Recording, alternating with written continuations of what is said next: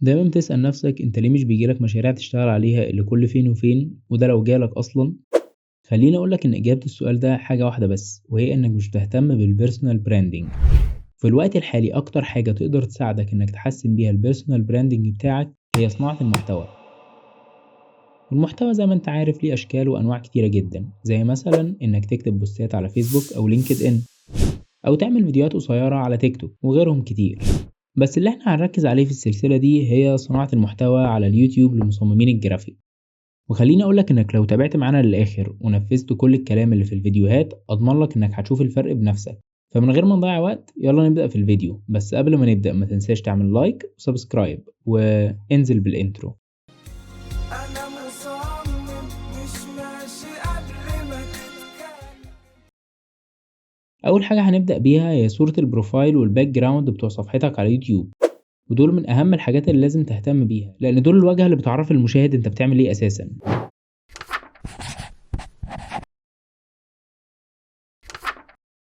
لو جينا على صورة البروفايل هتلاقي انك عندك اختيارين، يا اما تحط صورة ليك يا اما تعمل لوجو. لو هتحط صورة فانت اكيد محتاج تظبط الستايل بتاعها. وخلينا نجرب نعمل صورة مع بعض. هنجيب الصورة دي اللي هنشتغل عليها، انا مثلا جبت صورة الموديل ده. ممكن مثلا نعمل خلفية وراه عن طريق اننا نعمل solid color بدرجة الاخضر دي.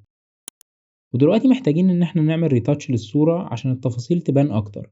فأسرع طريقة نعمل بيها الريتاتش هي إن إحنا ناخد كوبي من الصورة وناخد كوبي كمان من الصورة ونيجي على أول كوبي ونغير البلند مود بتاعها لسكرين، وندوس دبل كليك عشان نغير البلند اف بتاعها. وزي ما احنا عارفين هنستخدم الطريقة بتاعة الالت والسلكت عشان نسحب الجزء ده لورا، ده علشان التأثير ما يبقاش قوي قوي. ونروح على تاني كوبي بس المرة دي هنغير البلند مود بتاعها لمالتيبلاي، وندوس دبل كليك هيفتح معانا البلند اف. والمرة دي هنروح على الجزء الأبيض ده ونحرك السلايدر بالشكل ده. وبرضه هنعمل نفس الحركة بتاعة الالت والسلكت لحد ما نلاقي الشكل ظبط معانا، وفي الآخر هندوس اوكي. ممكن نجمع اللايرين دول في جروب واحد ونقلل الاوباسيتي لو حاسين التأثير قوي. ممكن برضو نعمل ماسك ونيجي بالبراش السوداء عشان نشيل التأثير من الأجزاء اللي مش محتاجينه يظهر فيها. ودي كده النتيجة قبل الريتاتش، ودي كده النتيجة بعدها. ممكن دلوقتي نروح نعمل لاير جديدة ونيجي بالبراش الفيدد بس بعد ما نغير لونها لدرجة الأخضر دي، وهنبدأ نكبرها بالشكل ده وندي كليك هنا وكليك هنا، وهنغير في البلند مود بتاعها للايتر كالر. وعلشان نرسم الإضاءة على جسم الشخص بشكل سريع برضو هنعمل نيو لاير فوقه ونخليها كليب ماسك عليه، وهنرسم الإضاءة عليه بالشكل ده. وبعد ما نخلص هنعمل دبل كليك على اللاير وهنغير في البلند اف بتاعها بالطريقة اللي احنا عارفينها. ومفيش مانع برضو اننا نغير البلند مود بتاعها للايتر كالر.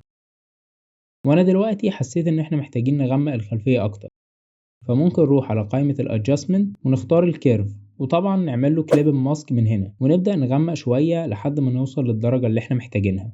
وفي الاخر ده هيكون الشكل النهائي.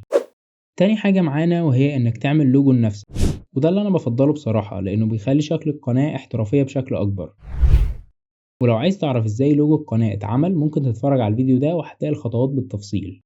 بس سريعا كده الخطوات كانت عبارة عن التغذية البصرية، مرحلة السكتش، مرحلة التنفيذ، مرحلة اختيار الألوان.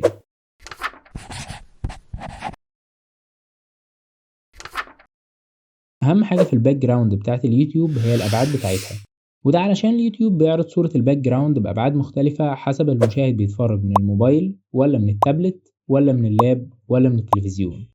وعشان تظبط الأبعاد صح وما يحصلش مشكلة هتروح على جوجل وتكتب يوتيوب باك جراوند تمبلت. اختار أي صورة تمبلت للباك جراوند زي كده وتحملها عندك. ونروح دلوقتي على فوتوشوب، واحنا دلوقتي هنحاول ننفذ صورة الباك جراوند دي مع بعض. فلو عايز تعرف بتتعمل ازاي تابع معانا للآخر. أول حاجة هندوس على كنترول ار عشان نجيب أداة المسطرة ونبدأ نظبط الأبعاد بتاعة الفون واللاب زي كده. وهنجيب صورة الحيطة اللي من الطوب دي ونظبط أبعادها بالشكل ده، وممكن نغمقها شوية من الكيرفس من هنا. وهنجيب شكل اليافطة الحديد دي أنا لقيتها على فريبك وحملتها، هنجيبها من الإلستريتور ونفتحها على فوتوشوب. وعشان التحكم فيها يكون أخف شوية هندوس عليها ونعمل لها Convert to Smart Object. ونبدأ دلوقتي إننا نظبط في أبعادها ونحاول نخليها في النص بالظبط. ودلوقتي هنجيب صورة اللوجو ونحطه على اليافطة. وعشان نخلي اللوجو يبان أكتر هنروح على الكيرفس ونغمق شوية، وممكن برضو نروح على الكالر بالانس ونديله تون أزرق وصيان شوية برضو. وهنجيب برضو السلوجان بتاعنا ونبدأ نخليه تحت اللوجو على طول بالشكل ده. ودلوقتي هنجيب الصورة دي وانا حاسس ان لونها مش مناسب، فممكن نغير لونها من كنترول يو. هيفتح معانا الويندو دي. هنروح دلوقتي نختار الريدز ونغير في لونها من هنا لحد ما نوصل لدرجة الاصفر دي كويسة، وممكن مثلا نكتب عليها هنا ما تنساش السبسكرايب. ودلوقتي ناقصنا نعمل الشادو، فهنروح نعمل لاير جديدة تحت اليافطة وبالبراش السوداء ونتأكد ان احنا مقللين الفيل. هنبدأ نرسم الشادو بالشكل ده، وممكن برضو نعمل لاير تانية كليب ماسك على الشكل ده عشان نغمق الجزء اللي هنا عشان تدي واقعية اكتر، ونفس اللي احنا عملناه هناك هنعمله هنا. ودلوقتي هنكتب التكست ده، وده اسم الفونت اللي انا استخدمته.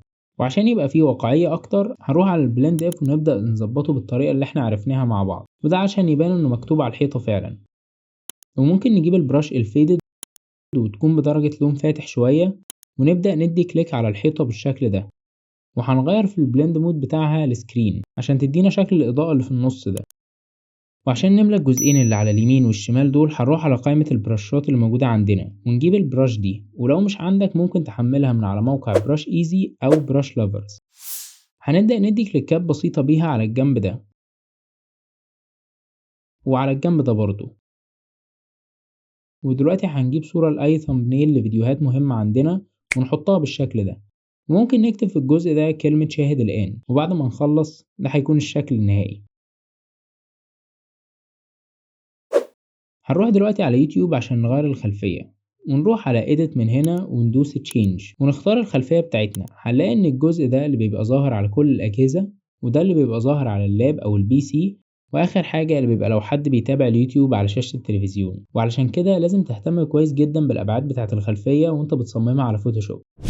وبكده نكون وصلنا لنهاية أول حلقة من السلسلة، وياريت تقولولنا لو السلسلة عجبتكم وحابين ان احنا نكمل فيها ولا لأ. وما تنساش برضو تعمل لايك وسبسكرايب لو عجبك الفيديو، ولو ما عجبكش اعمل شير وكومنت. اشوفك الفيديو الجاي، سلام.